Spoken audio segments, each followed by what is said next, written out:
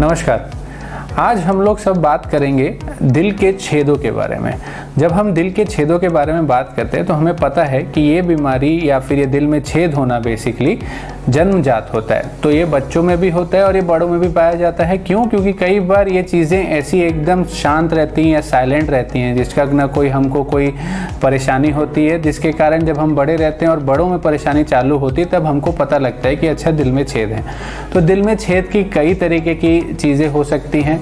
छेद कई प्रकार के होते हैं, जैसे कि ASD atrial septal defect, VSD ventricular septal defect, PDA जो कि हमारी दो मेन नसें जो एओर्टा और पल्मोनरी आर्टरी है, यानी जो दिल से खून शरीर को देती है और दिल से फेफड़ों को देती है, दोनों के बीच का एक कनेक्शन होता है जो कि एक छेद जैसा होता है। इसके अलावा कई छेद होते हैं जिसमें कई सारी चीज़ें जुड़ी होती हैं, जैसे कि हम कई बार बच्चों को नीले पड़ते हुए देखते हैं तो जिसमें कि एक टेट्रालॉजी ऑफ फेलो होता है। तो कई सारे छेद होते हैं, लेकिन इनमें कई छेद जानलेवा बचपन में ही होते हैं और कई छेद धीरे धीरे जानलेवा बनते हैं। हम कई बार जब हमको पता लगता है दिल में छेद है तो हम घबरा जाते हैं। तो घबराने वाली बात नहीं होती, क्योंकि कई बार दिल के छेद बहुत छोटे होते हैं और अपने आप बंद हो जाते हैं।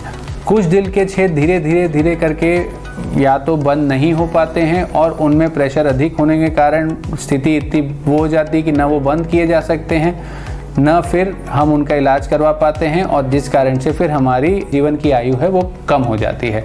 तो अब जब भी हमको ये कैसे पता लगता है कि यानी इसके हम क्या क्या लक्षण हैं जो हम देख सकते हैं। बचपन में दिल के छेद होने के लक्षण कई बार हमारी सांस फूलने, तो क्योंकि बच्चे तो सांस फूल रही नहीं बता पाएंगे, तो कैसे समझ में आना, बार बार उनको सर्दी खांसी होना, उनको अस्पताल में निमोनिया के लिए बार बार भर्ती होना। उसके अलावा जब वो उनका खाना खिलाते हैं या जब वो स्तनपान करते हैं उस समय उनको अत्यधिक पसीना आना, रोते समय नीला पड़ जाना, ये सब कई चीज़ें ऐसी हैं जो कि हमें बताती हैं कि बच्चों को दिल की परेशानी है, जिसमें से कि कुछ दिल के छेद भी हो सकते हैं। ये हो गए बचपन के। बड़ों में क्या परेशानी हो सकती है? बड़ों में सांस फूलना, अचानक से दिल की धड़कन तेज़ हो जाना, पाँव में सूजन होना, ये सारी, और जल्दी से थकान महसूस करना, ये कई सारी चीज़ें हैं जो कि हमको हमारे दिल में छेद है ये भी एक कारण बन सकता है इन सारी परेशानियों का। तो अब कैसे पता करें कि दिल में छेद है? दिल में छेद जानने का जो सबसे अच्छा तरीका है वो है इकोकार्डियोग्राफी। तो इकोकार्डियोग्राफी एक ऐसी जांच है जो कि बेसिकली नाम से बड़ी जटिल लगती है। इकोकार्डियोग्राफी पता नहीं जैसे बहुत बड़ा कोई टेस्ट हो, पर असल में ये बहुत एक सामान्य सी जांच है। सामान्य सी जांच जिसे कि हम सोनोग्राफी करते हैं, हम पेट की सोनोग्राफी कई बार कराते हैं, हम छाती की सोनोग्राफी कराते हैं, वैसे ही इकोकार्डियोग्राफी एक तरीके से दिल की सोनोग्राफी है, जिसमें ना कोई चीर फाड़ है, ना कोई सुई है, ना कोई किसी भी तरीके का कोई भी चीज़ आपके शरीर पे चलाई जाती है। सिर्फ एक सोनोग्राफी के द्वारा आप ये जान सकते हैं, इकोकार्डियोग्राफी के द्वारा, कि आपके हृदय में जो परेशानी है उस कारण छेद है या नहीं। अब हमने ये जाना है कि कई सारी चीज़ें कई प्रकार के छेद हैं, तो हर छेद अलग अलग तरीके से अलग अलग परेशानियों को जन्म देता है। इसके अलावा कौन से जांचें हमको ज़रूर करानी चाहिए, उसके अलावा हमको ECG ज़रूर कराना चाहिए, हमको एक्सरे कराना चाहिए, और जैसा मैंने कहा कि इको से तो हमको समझ में ही आएगा, तो इकोकार्डियोग्राफी हमें करानी ही चाहिए। इसके उपाय, जैसा मैंने कहा, छोटे छोटे छेद खासकर बच्चों में 80% तक बंद हो जाते हैं अपने आप, पर अगर बड़ों में छेद है और वो बड़ा है 4 mm 5 mm से ज़्यादा, तो वो अपने आप बंद नहीं होने वाला, उसको बंद करना आवश्यक है। क्यों आवश्यक हो जाते हैं बड़े छेद बंद करना? क्योंकि हमारा हृदय में 2 हिस्से हैं, जो कि दायां हिस्सा और बायां हिस्सा। आमतौर पे दाएं हिस्से का प्रेशर बाएं हिस्से से ज़्यादा होता है, पर जैसे जैसे हमारा शरीर बढ़ता है तो ये छेद के आसपास से खून बहने के कारण बाएं हृदय का प्रेशर कम और दाएं हृदय का प्रेशर बढ़ जाता है, तो बहाव उल्टी तरफ हो जाता है।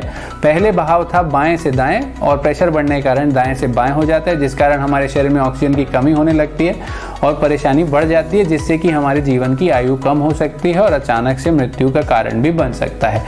उसके साथ साथ जब भी दायां प्रेशर ज़्यादा हो जाए और बहुत लंबे समय तक ज़्यादा रहे तो कई बार हम सर्जरी भी नहीं कर पाते हैं। तो जब बात सर्जरी की आती है तो उसका उपाय क्या है दिल के छेदों का? तो जो छेद खुद से बंद नहीं हो पाते हैं उन्हें हमें बंद कराना है। हमारी साइंस की प्रगति के कारण अब हर छेद को सिर्फ ओपन हार्ट सर्जरी करके बंद करना है, ऐसा नहीं है। अब ये एंजियोग्राफी के एक माध्यम द्वारा, एंजियोग्राफी नहीं पर वैसे ही एक आपके जांघों के द्वारा, सुई के द्वारा एक डिवाइस, एक छोटे से बटन के शेप से बंद किया जा सकता है, जिसमें कि हम उसे जांघों के द्वारा एक पाइप के थ्रू वो बटन से वो दिल के छेद को हम बंद कर सकते हैं। तो उसमें ना आपकी कोई ओपन हार्ट सर्जरी होनी है, पर ऐसा नहीं है कि हम सारे छेद उससे द्वारा बंद कर सकते हैं। इसके लिए हमको एक दूरबीन इकोकार्डियोग्राफी जांच, जिसको कि हम ट्रांस इसोफेजियल इकोकार्डियोग्राफी बोलते हैं। नॉर्मल इकोकार्डियोग्राफी छाती से होती है, ये दूरबीन वाली जांच जैसे एंडोस्कोपी होती है वैसे ही इकोकार्डियोग्राफी होती है। उसके द्वारा हम जांच करके ये समझते हैं कि ये वाला जो प्रोसीजर है जो बिना हार्ट सर्जरी किए हो सकता है वो पॉसिबल है या नहीं, और जिनका पॉसिबल नहीं है उनके छेद हम ओपन हार्ट सर्जरी करके बंद कर सकते हैं।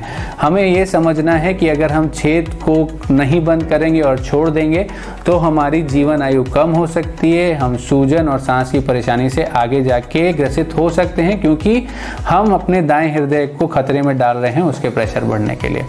तो इसीलिए अगर आपके बच्चों में आपको लगता है या आपके डॉक्टर को लगता है कि उनमें कोई आवाज़ आ रही है, कोई मरमर आ रही है या कुछ संकेत जो अभी अपन ने बातें की उनमें से कुछ है, तो ज़रूर डॉक्टर के पास ले जाएं, इकोकार्डियोग्राफी की जांच कराएं। और अगर किन्हीं में भी आपके आसपास में किसी के दिल के छेद हैं तो कृपया सिर्फ बैठे नहीं, उसे ज़रूर दिखवाएं और हो सके और सर्जरी पॉसिबल हो तो सर्जरी करवाएं, चाहे वो बिना छाती खोले हो या छाती खोले। Thank you.